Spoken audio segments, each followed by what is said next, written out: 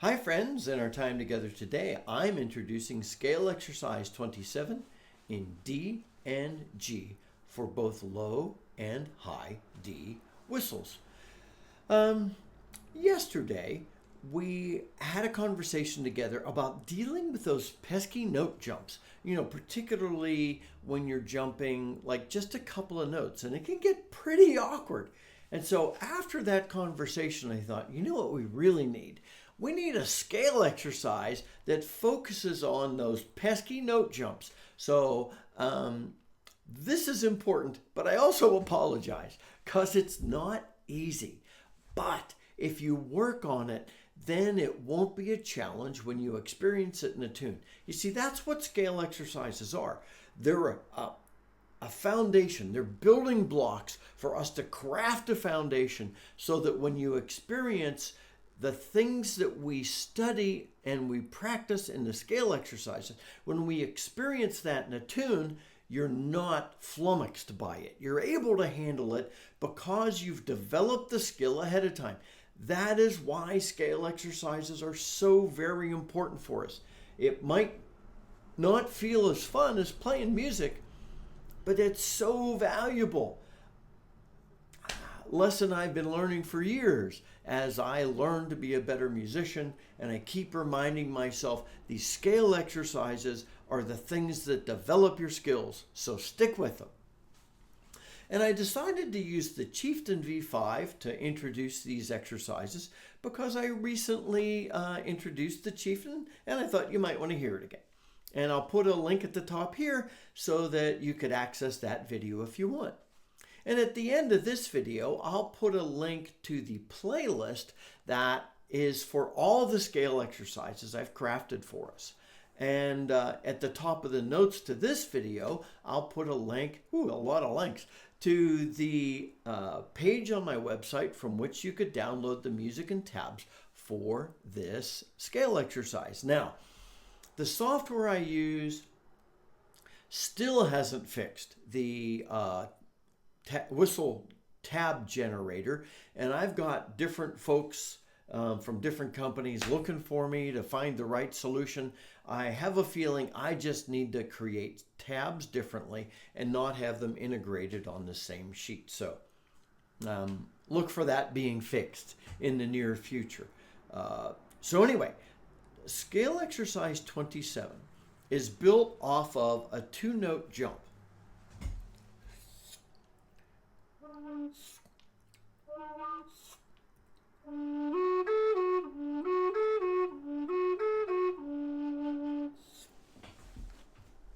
You get used to one whistle and then you pick up another whistle. Even the slightest difference in where the fifth and sixth holes land can create a difference. And I won't delete that because I wanted you to know that. I'm used to my Howard most of the time, and I pick up the Chieftain. It's just a smidge different. And so I have to think about where my sixth hole gets covered.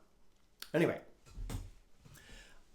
I'll introduce the scale exercises, each one, and then we'll talk about, I've already talked about the value of the exercise. And so I'll really combine the value and the ways to use the exercise after that. So here is the exercise in D.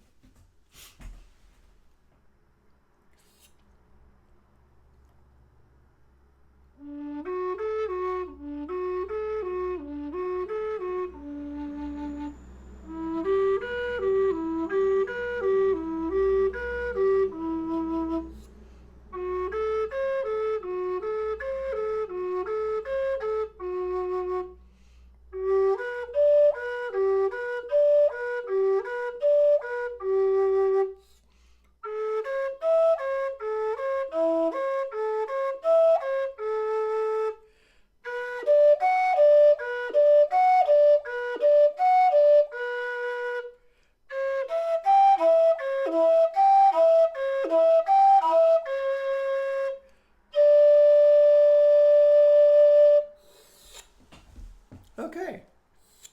Now, one quick note while we're here on the D exercise. You've got the proper way to play the second octave D is this: the index finger off. When you do that, the D second octave just naturally plays. Now you can play that second octave D if you're careful and you learn the right breath pressure.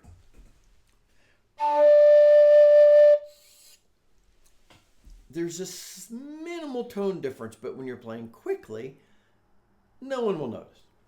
Now I say that because in this scale exercise, and it's going to be the same in the scale exercise for G, but you've got this phrase.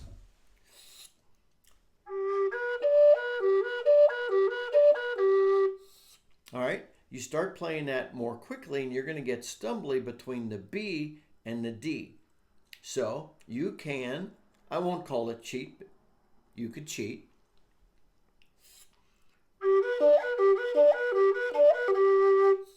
See, I just left that index finger down. Ha! Helpful hints and tricks. Now for the scale exercise in G. But before I jump into it, a caveat and an apology. I am taking us all the way up to the second octave C natural. And I want to remind us how to play that. Yes, you often don't have to play that high, but you do need to play that high now and then, and I want you to be able to don't shy away from the notes you can play on your whistle. So, to play that, I'm going to walk up to it from the G. Remember the C sharp second octave is most of the time those bottom three notes, three holes covered.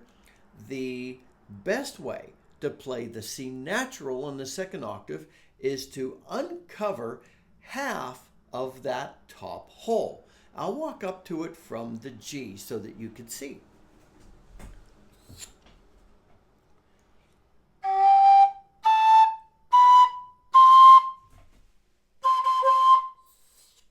So I'm just lifting part of my finger off. And so let me just kind of slide so that you could hear me moving my finger just up slightly.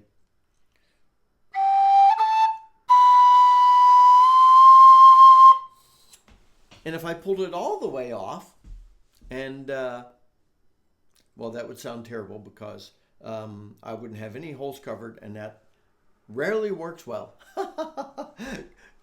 on that second octave. So bear that in mind. Forewarning on the end of the scale exercise in G. Please try it. Anyway, here it is.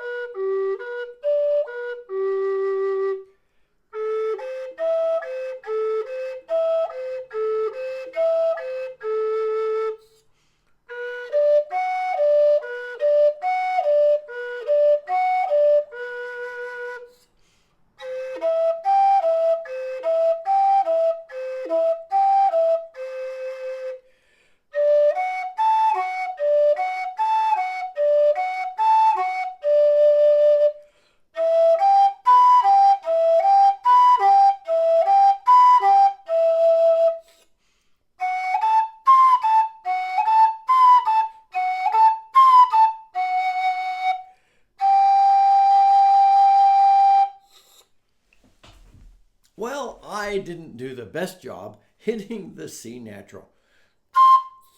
No, fine. So I hit it then. I hit the first one okay, and the second and third one, See, you might be wondering why I had each of those phrases repeat. Well, now you know, because it's important to get repetition on those awkward jumps. A couple of things that this is going to really accomplish for us. The C natural, boy, when you're going for that A, C natural, E,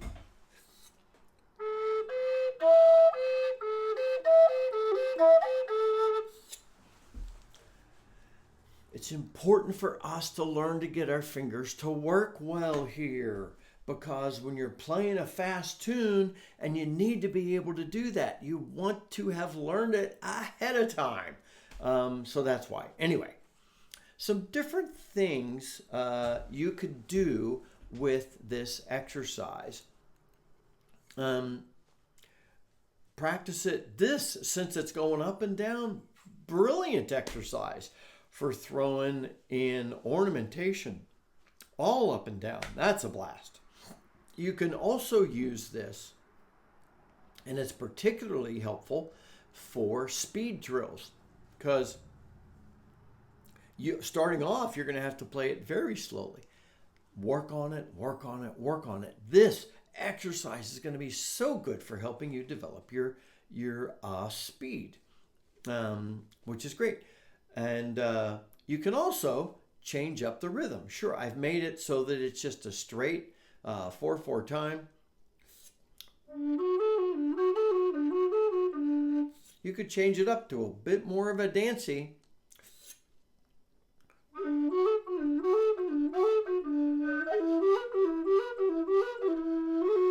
Okay, see, that's really helpful too.